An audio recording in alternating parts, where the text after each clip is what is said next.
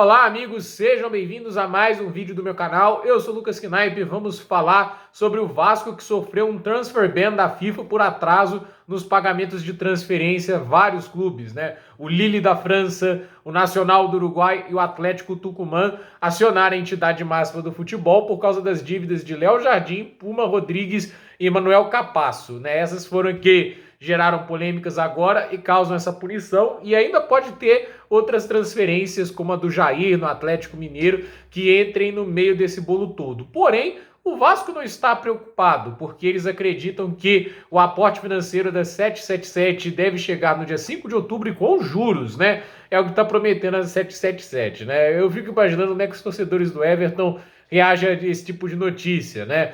E assim, a SAF chegou a entrar em contrato com alguns clubes credores, né, segundo o que diz a matéria do Globo Esporte, com a promessa de realizar o pagamento na última terça-feira. Mas por enquanto não transferiu o dinheiro, ainda não deu um novo prazo. Mas, de novo, eles destacam que eles devem fazer esse aporte dia 5 de outubro, basicamente daqui a uma semana, né?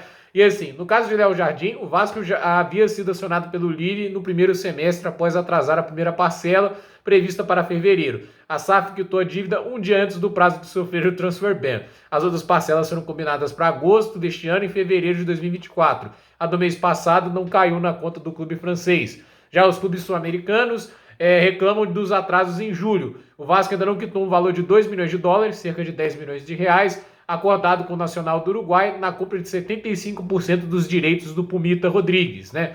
É adquirido em janeiro, vale lembrar. Há também uma dívida com o Tucumã por 50% dos direitos do Manuel Capasso em fevereiro, aproximadamente 1,5 milhões de dólares, 7,8 milhões de reais. A situação não preocupa por vários motivos. Primeiro, janela acabou e só retorna em janeiro, então não vai alterar muito a vida do Vasco daqui para frente. Os jogadores já estão ali, já estão registrados, então isso não afeta tanto a vida do Vasco, né? Mas a questão é, eles acreditam que vai haver o aporte, com o clube ficando na primeira divisão, não vai ter grandes problemas para sanar essas dificuldades, e não é um transfer ban, assim, que tenha, podemos dizer, um prazo definido para o quanto ele vai ser ativo. É até o Vasco saldar essas dívidas, porque a gente tem punições, né, que eles já colocam 2 janelas, não importa o que você faça para tentar sanar os erros, né, você não pode transferir nessas 2 janelas. Esse não.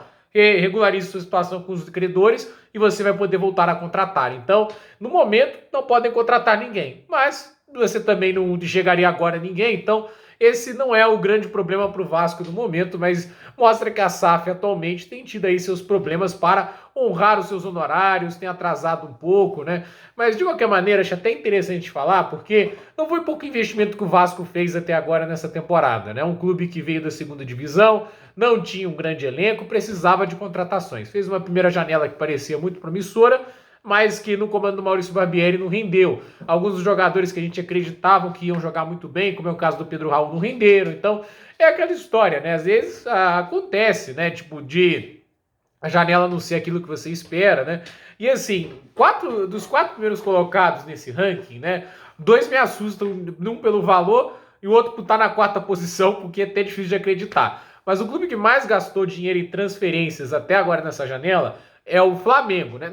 Nesse ano, melhor dizendo, né? Também na janela, mas eles gastaram 211,6 milhões de reais para manter o elenco do mesmo nível do que o do ano passado, né? Isso é o problema de não ter diretoria de futebol. Só o Gerson é 81 milhões de reais, o Alan foi mais de 44, o Luiz Araújo foi quase 50, e assim, Luiz Araújo e Alan bancos no momento, né? Pagar tanto dinheiro assim por banco, é melhor usar a base do Flamengo, tá cheio de bom jogador por lá, mas esse é o problema. Braz é um péssimo diretor de futebol e o Flamengo gastou tudo isso para nem estar com a classificação a Libertadores garantida no momento. O Bahia foi o segundo que mais gastou, gastando 116,6 milhões de reais, 27 milhões nessa segunda janela de meio de ano, né? O Flamengo, por exemplo, gastou 92 milhões nessa janela. O Vasco é interessante. Nessa segunda janela, que é a melhor, né? Paulinho Paula, o Rossi, o Vegete e o Dimitri Payet, o Vasco gastou 11,9 milhões.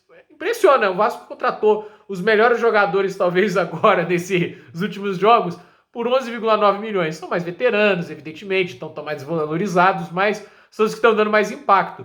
no contexto geral, o Vasco gastou 116 milhões de reais, mais de 100 milhões na primeira janela, só ficou atrás do Flamengo naquela janela de transferências. E o Santos, isso aqui nem tem relação com o vídeo, mas o Santos é o quarto time que mais gastou nesse ano em transferências. 106,3 milhões. 65,8 só nessa última janela. E assim, são os quatro times que gastaram mais de 100 milhões, né? Tipo, depois disso é o Grêmio com 60, Bragantino com 55, Palmeiras com 49, né? Tipo, do Grêmio para trás, todos gastaram menos do que o Flamengo com o Gerson, só pra você ter ideia, né? E eu acho que é um destaque aqui também para o Atlético Mineiro, que dos clubes grandes, né? É um dos que menos gastou, né? Até porque vinha com a promessa de ser um clube que ficaria ali para brigar pelas principais conquistas, só gastou 18,9 milhões em todo o ano de 2023, o Fluminense gastou 16,2, o que é impressionante, e o Corinthians gastou 7, é o segundo time que menos gastou em 2023. Essa também não esperava, mas também é aquela história, né? O Duílio tá numa bagunça inacreditável. O clube que menos gastou, só por título de curiosidade, foi o Goiás, 540 mil investidos em todo 2023. Bem, né, vamos ver se vai ser o suficiente para manter o time na primeira divisão, mas foi uma aposta arriscada do Goiás, mas é aquele negócio, né? Não adianta gastar dinheiro e gastar mal. A gente vê que a janela do Vasco, a segunda foi bem melhor do que a primeira, óbvio, a primeira jogadores mais jovens, acreditando muito no potencial deles, né? Mas ela foi bem melhor em termos práticos do quanto de impacto eles têm no clube. Eu acho que o clube, antes de pensar na renovação, tinha que pensar em impacto imediato.